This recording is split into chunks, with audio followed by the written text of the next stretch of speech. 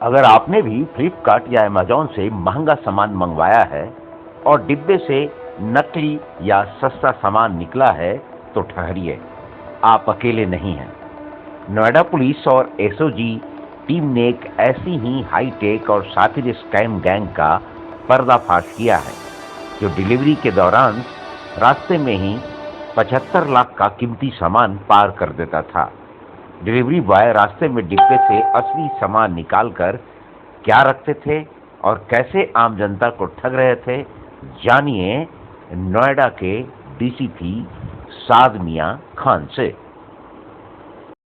देखिए, एसओजी की टीम और थाना सेक्टर 20 की टीम ने एक गैंग बस्ट किया है। इसमें ये अमेज़न और फ्लिपकार्ट की जो सप्लाई चेन होती है, उसमें जो वीक लिंक्स हैं वहाँ से प्रोडक्ट डाइवर्ट करके या रियल प्रोडक्ट्स को फेक प्रोडक्ट से रिप्लेस करके ये इलीगल प्रॉफिटेयरिंग कर रहे थे। तो जो यहाँ पे फ्लिपकार्ट की टीम है, उन्होंने एक अपनी इंटरनल इन्वेस्टिगेशन करी थी। उसके बाद उन्होंने पुलिस से संपर्क किया और पुलिस ने उसमें एसओजी और सेक्टर 20 ने काम करते हुए ये पूरा गैंग इसमें बस्ट किया है। इसमें जो सप्लाई चेन किसी भी ई कॉमर्स प्लेटफॉर्म की होती है, उसमें 5 हमारे मेन पॉइंट्स होते हैं। One is seller point, pickup hub, sortation cell, distribution hub और कंज्यूमर एंड कंज्यूमर। इसमें पिकअप हब से कंज्यूमर तक तो इनका वेल कोडेड और वेल डिफाइंड एक तरीका है, उसमें सप्लाई चेन की इंटीग्रिटी मेंटेन्ड है।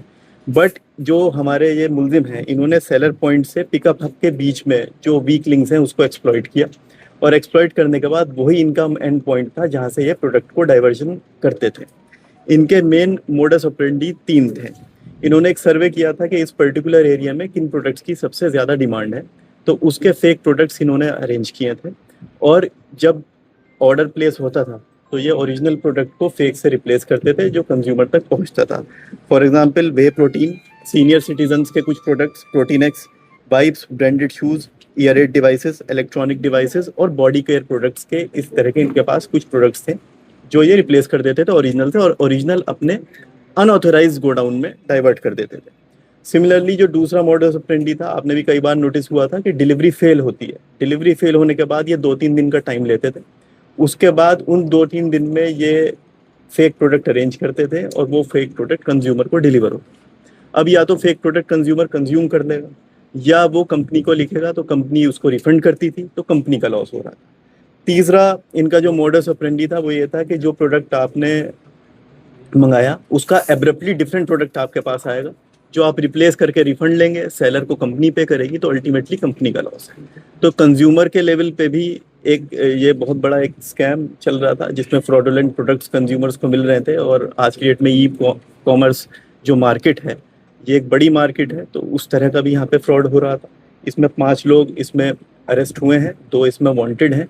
लगभग जो इन्होंने बताया पूछताछ में 4 से 5 महीने से ये लोग इसको कर रहे थे और लगभग 75 लाख की वैल्यूएशन का सामान हमारे पास है। इसमें जो बैकवर्ड लिंकेजेस हैं कि फेक प्रोडक्ट की सोर्स कहाँ से हो रही थी, हम लोग उस पर भी अब काम करेंगे। और फॉरवर्ड लिंकेजेस के जो प्रोडक्ट इनके वेयर हाउस में थे, अनऑथराइज वेयर हाउस में, ये उसको आगे कहाँ सेल आउट कर रहे थे, उस पर भी हम लोग अभी हमारी टीम्स काम कर रही हैं। ये जो पकड़े गए 5 आरोपी हैं, इनमें से कोई व्यक्ति ई कॉमर्स में पहले काम कर चुका है? इसमें 2 पिकअप बॉयज इनके हैं जो काम कर रहे थे फ्लिपकार्ट में, और वो इंटरनल इंफॉर्मेशन और इंटरनल मूवमेंट्स और इंटरनल लूप होल्स जो है बाकी लोगों को बताया था और मिलके इन लोगों ने प्लान किया था।